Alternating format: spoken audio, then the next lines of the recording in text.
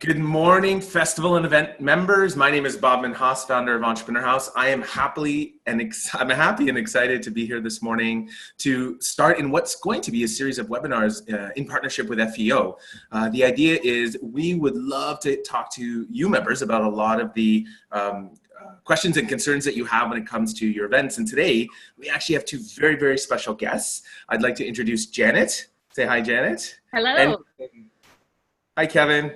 Hi, everybody. There we go. So what we're going to do today is we're actually talking about safety as it relates to your events. I know that a lot of us get excited with the marketing side and the operational side, but safety is a core component of what's important. And the best part is we're going to talk about, I'd say about 10 or 20 minutes today, but Janet and Kevin are actually hosting a masterclass with FEO on October, which I'll talk about at the end of the webinar. So I'd love to start with introducing Janet. And Janet, I would love to throw one question at you, and then I'm going to throw it to Kevin as well. And it might seem like a broad question, but please answer it. But what I find, and what I think the other FEO executives find, is we have a lot of event planners and festival event planners who ask us about what don't we know about planning safety for our event. Can you talk about it from an occupational point of view of what they need to know when it comes to planning an event? So occupational health and safety is really a focus on the people who work at the events.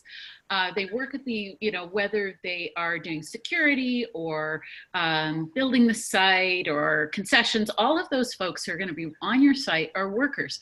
And we have the Occupational Health and Safety Act that lays out rights and duties for the different workplace parties. So sometimes that can be a little bit hard for people to translate over into our world because it's a unique thing. Every event is different, every site is different, every group of folks that work on it are different. And I think that's something that people really still struggle a little bit with because the legislation and a lot of the resources really don't speak to the kinds of challenges we have. Some of those are sort of related to, we work with a lot of contract or freelance people, a lot of different subcontractors. So how do we take the things that an employer has to do and make them relevant to the particular sort of work that they're going to be conducting to get those fantastic festivals and events on. And so would you suggest this is all about a clear definition of roles and duties? That's right. So what I like to do is, because most people are familiar with that kind of stuff in a general sense, and some of it's really easy to understand. If you're working in an office or a factory, that's going to figure itself out. But sometimes we need a little bit more in terms of support for figuring out what does that really mean when we're putting on a music festival or we're doing an outdoor theater presentation or a race. Because those are going to be different terms. They're going to be different challenges.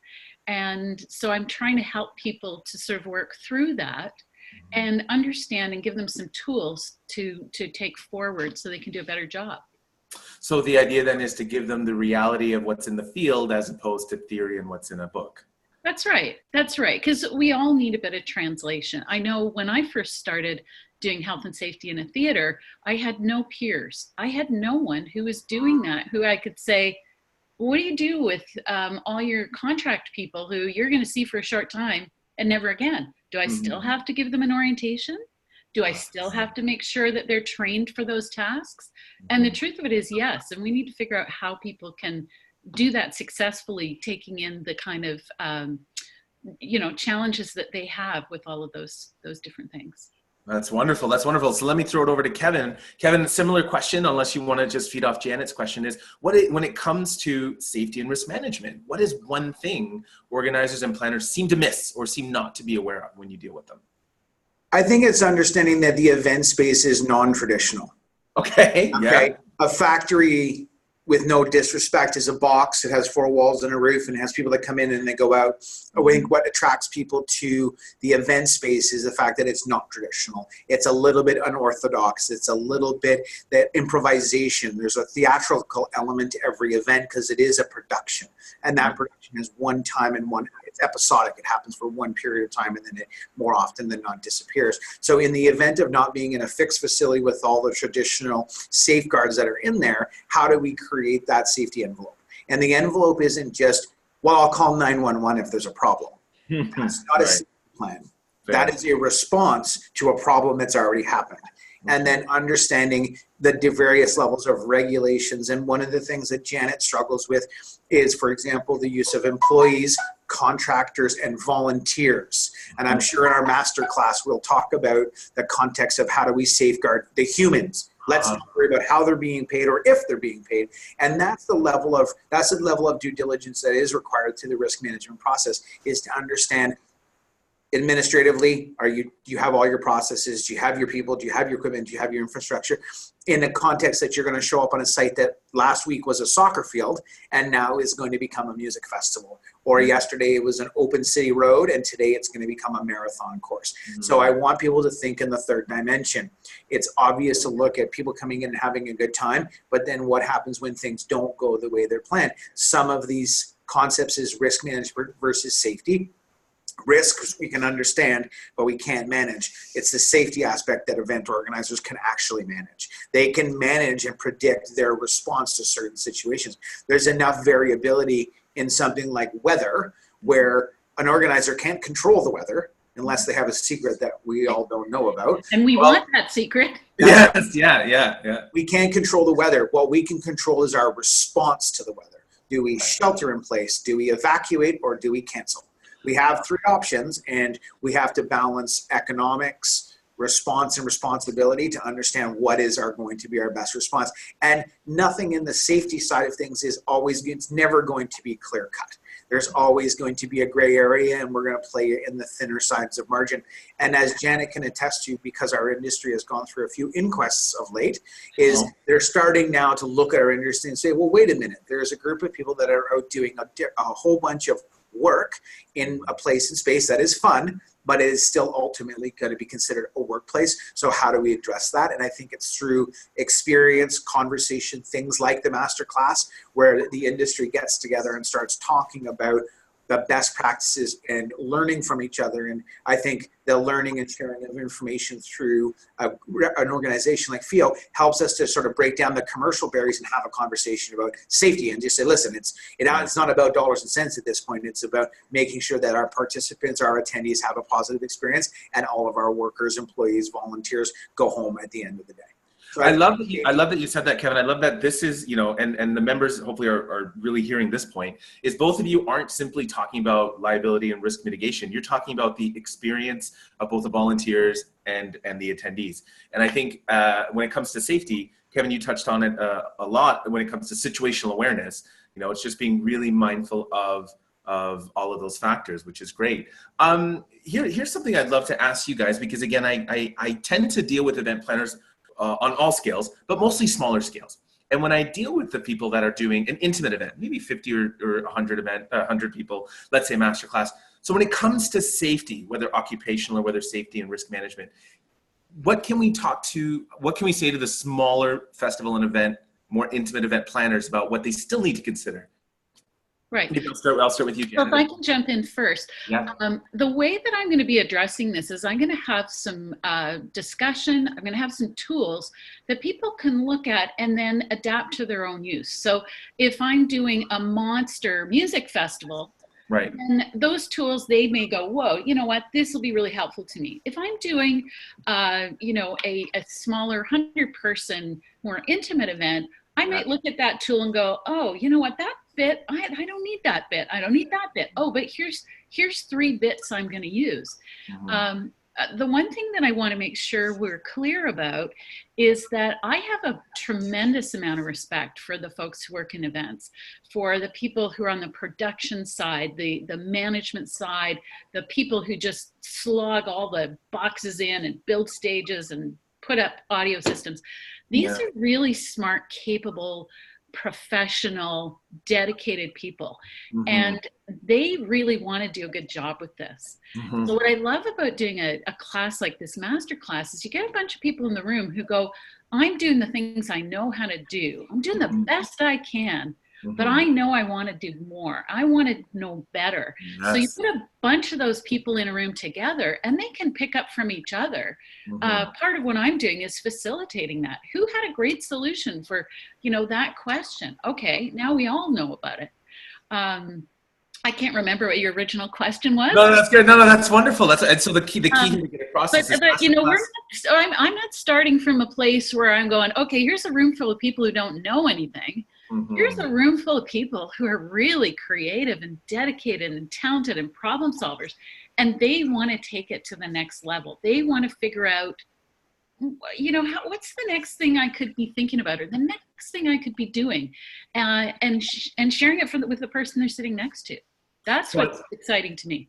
I love that. I love that this, you know, really expressing to the members that this masterclass isn't a lecture series. It's really a participative organizational thing. Yeah. And I love that you're relying on the expertise of other people to share. That's wonderful. Kevin, can I throw that same question to you? When it comes to scale of an event, you know, what are people giving up when they're doing smaller intimate events that really they shouldn't when it comes to safety and risk management? So I'm going to pick up something that Janet said, and I'm going to quote a famous lawyer. The best I can is not a legal defense. Okay. Okay. So at the end of the day, when an event organizer, let's take the event ticket and call it $100. Let's break it down for the event organizer, because it does come down to at some point about dollars. And they justify spending $40 on the venue, $20 on the meal, $10 on the decorations, $5 on the entertainment, $3 on the cash bar, $2 on the staff. And whoa, where's safety in that? There's no concept or paradigm to understand that safety, unfortunately, has to factor in. And if you want to go into court, do you want to say, well, I spent $100 on the venue, but I spent no dollars on safety? And I think what we think of as risk professionals is to put you in the best defensible position. And if at some day, lawsuits don't bring people back to life, unfortunately. I don't say that callously, but a lawsuit is a retrospective reaction to something bad that's happened. Our job is to think about it through the rise of prevention. I don't want anyone to succumb to any illness or injury when they're on my event grounds. So what am I going to do? That's going to be risk match care. So at the end of the day, when I look at what the event is, Janet's point is that there's a lot of variability in the type, spaces, places, attendees, and the motivations for people being at the event, and how do we make sure that it's matched. And maybe a small 100-person intimate corporate banquet or conference doesn't need an overarching massive safety plan. It needs two things. It needs somebody designated responsible, and it needs a plan. Yeah. And both of those things need breakfast.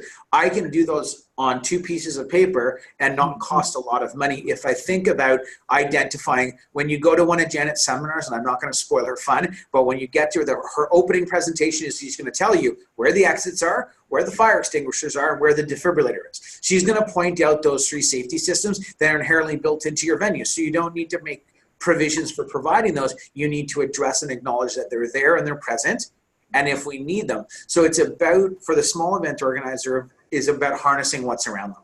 And it's about understanding. It's not just saying, well, if I have a problem, I'll just call 911 and they're going to show up. Well, depending on your venue and your location and your complexity and what's going on in the municipality that you're working in, that may not be as fast as you think it's going to come. So having an interim plan, and really the safety management planning at events, is understanding that at some point it may go beyond your internal capacities. So you need to bring in external resources. But what are you doing in the interim? You're not just going to stand there and hope that everything goes okay. You, as the organizer, have a responsibility, right? Whether it's prominent in the law, but you have an obligation. As soon as you start exchanging dollars for services, you're creating an extra contract, and that contract has some expectations. And I think for Janet and I, it's looking at how do we help organizers harness what they already have. Maybe you have a volunteer that's a volunteer firefighter, and maybe you have an off-duty police officer that would be willing to lend some time and experience, but that can't be your safety plan, because that inherently is linchpinned on too few individuals for something that could take a lot of resources. So a resource management piece. So I think we also have to look at making sure that events are in the best defensible position, because pre-event, we do lots of planning. On event, we react, and then post-event, we clean up. Yeah. And I can tell you, having been involved in a number of situations post-event, it's the cleanup that's expensive. It's going back and recreating an event and finding out. And most event organizers, if they've been in this industry long enough, they've avoided a massive lawsuit, but they've probably been hit with a few small ones. And the small ones sort of, they just erode you. They erode you because they take time and energy, and you're having to go back and recreate scenes. So my advocation is, I ask every event organizer, who is your event safety officer? And everyone goes, my who? My what? Who is the person that is overarchingly responsible for the safety of this event? And they don't have to be an expert in any one discipline, but they have to be somebody that has an eye on the production and the safety aspects of the production. Because we have lighting techs and we have sound techs and we have dressers and we have costume people and we have all those people. They all have defined roles. And then somebody says, safety, safety, safety. You know, we're calling for the safety officer and nobody says. And I think Janet would advocate that it's not a subset of somebody else's busyness. Because the event producer, they have their eye on the whole thing. How can they also be the safety officer? So nominating, promoting, engaging, hiring, asking somebody to step in that role. I've found that in most organizations, there is somebody in the group that is willing to take that role. They just need to be asked and they need to be empowered. Okay. And so much value. Supported. Yeah, go ahead, Jen. Sorry. Yeah. Okay. So much value in that, Kevin. I heard a lot of great nuggets. For example, one thing as meeting planners, what we all need to realize, because even I organize small intimate events, is we need to be more proactive. That's a huge thing. I love that you pretty much touched on the idea of don't just rely on your venue, right? Have a plan and know where everything is. And Janet, I guess, touches on that as well in the class. But I think a lot of times for small intimate events, we just assume that, oh, the venue's got it planned out and they know what's happening and they'll figure it out. But I can tell you from experience, if you don't mind me sharing a story, that I've done small intimate events and something has happened and I have a waitress or a waiter. And I'll ask them for help and they'll be like, I don't know. I have no idea. Let me try and call the manager who's away in Bermuda right now. So that's a really, really great point of view, Kevin, is to mitigate your liability more than just relying on someone else. That's awesome. Well, we're almost out of time. What I'd love to do is sum up and really share with the audience, remind them that October 10th in Hamilton, you guys are hosting a masterclass. Janet, what was the topic of your talk? Like, what's the name of your talk? It's about crafting a health and safety plan for your events. So crafting an event health and safety plan. Now you tricked me. I'm sorry. The focus of it is going to be take the skills that allow you to put on events really well and apply them to your safety. Right. You know, you've got those skills. Let's let them loose on the safety piece as well, and give you some real practical tools that you can think about and implement as are appropriate to your projects. So it's practical and it's a masterclass, meaning people get to interact and share, which I love. Yes. Kevin, do you remember your title topic? I think it's changed a few times, but I think of it as shades of risk, if you'll pardon the pun. It is really that we don't work and live anymore in black and white. Right? Wonderful. Look, we work a lot in the gray area. So how do we understand that there's 50 shades of gray in that color band? And we have to understand each individual context of event. And what I want to talk about is the stuff you've never thought about. And I don't teach through a fear mongering. I don't feel that we need to talk about the big and high profile things, but we can learn from those high profile event instances. And Janet and I, as ardent searchers of all of that information in our industry, is you pick up little nuggets and we try to look at trends in safety, trends in response, and ultimately I guess, Jenny, would you support that the event industry on a global perspective is actually an unregulated industry?